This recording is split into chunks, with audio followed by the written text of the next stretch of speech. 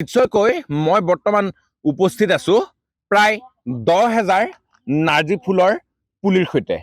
হয়, অহা 6, 7, 8 ফেব্ৰুৱাৰীত জামুগুৰিহাটৰ জ্যোতি বিষ্ণু সমন্বয় ক্ষেত্ৰত অনুষ্ঠিত হ'ব শ্ৰীমন্ত শংকৰদেৱ সংঘৰ মূল অধিৱেশন। আৰু এই মূল অধিৱেশন ভাগত তিনিটা দিনত তেওঁলোকৰ ৰাস্তাসমূহ আৰু পতাকাবেদী আৰু গোটেই জ্যোতি বিষ্ণু সমন্বয় ক্ষেত্ৰখন সজাই পৰাই তুলিবলৈ কন্যকাৰ কৃষি সৈনিকসকলে প্ৰস্তুত কৰি উলিয়াইছে প্ৰায় 10,000 নাৰ্জী ফুল।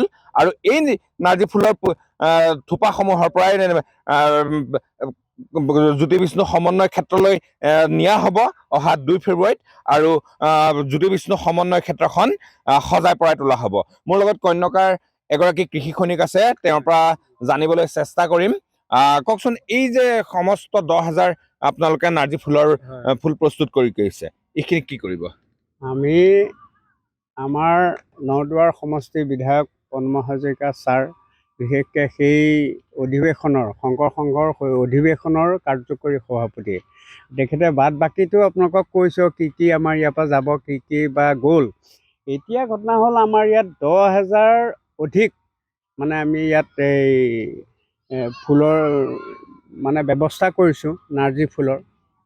এই 10,000ৰো যদি তাত আমাৰ কমি যায়, তেতিয়া আমাৰ মেইন নাৰ্চাৰীত বিভিন্ন প্ৰজাতিৰ ফুল আছে, আমি সেই ফুলো তালৈ নিয়া হ'ব যদি কমি যায়। আৰু ঘটনা হ'ল ইয়াত আমাৰ টোটেল 10,000 কিমান আছে, মোৰ অকণমান মই একুৰেট হিচাপটো দিব নোৱাৰিম, কিন্তু 10,000 ওপৰত আছে। আৰু এই ফুল নিয়েই যে আমাৰ তাত মেইন মণ্ডপ, ফ্লেগ হষ্টিঙৰ চৌহদ, তাৰপিছত নাও এখন যে যি তৈয়াৰ কৰিছে তাতো হ'ব, ৰাস্তাটো দিব। মুঠতে গোটেই ফুলেৰেই এই শংকৰ সংঘৰ মণ্ডপবোৰ সজাই তুলিব বুলি আমাৰ বিধায়ক মহোদয়ে কৈছে। আৰু সেইমতে আমাৰ কন্যকাৰ কৃষি সৈনিকেও তেনেকৈ যৎপৰ লাগি এই নাৰ্জী ফুলৰ ব্যৱস্থা কৰিছে। কেতিয়া নিয়া হ'ব ইয়াৰ পৰা? এইটো কোৱা মতে মানে 2 তাৰিখৰ পৰা আৰম্ভ হ'বই আৰু 2 তাৰিখৰ পৰা আৰম্ভ হ'ব। যিহেতু জ্যোতি বিষ্ণু সমন্বয় ক্ষেত্ৰ এখন বৃহৎ পৰিসৰ, এই 10,000 ফুল তাত পৰ্যাপ্ত হ'ব নাই? নাই, হোৱাততো হ'বই। ধৰক এইটো ধৰক এতিয়া যেনেকৈ দিছোঁ আমি তেনেকৈ নিদিওঁ, কিবা এটা ডিষ্টেঞ্চটো আমি মেইনটেইন কৰি পেলাই দিম যে ইমান হেৰিয়াত দিম। আৰু তাৰ বাদেও আপোনালোকক কৈছোঁৱেই যে এই 10,000ৰো যদি কমে, তেতিয়া আমাৰ মেইন নাৰ্চাৰীত আৰু বিভিন্ন প্ৰজাতিৰ ফুল আছে, আমি সেই ফুল নিবলৈও ৰাজি আছোঁ। ধন্যবাদ জনাইছোঁ। কেমেৰা পাৰ্চন ৰাজক মই পুনৰ অনুৰোধ জনাইছোঁ, এয়াই হৈছে কন্যকা কৃষি পামত থকা প্ৰায় 10,000 নাৰ্জী ফুলৰ পুলি।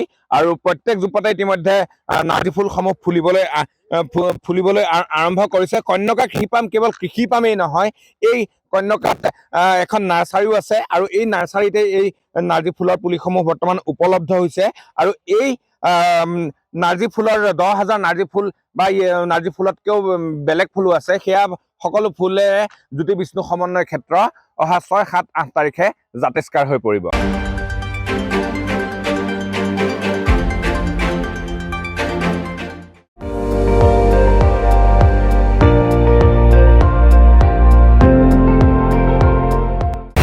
আপুনি চাই আছে ND24, সৰ্বশ্ৰেষ্ঠ নহয় সৰ্বোত্তমৰ দৌৰত।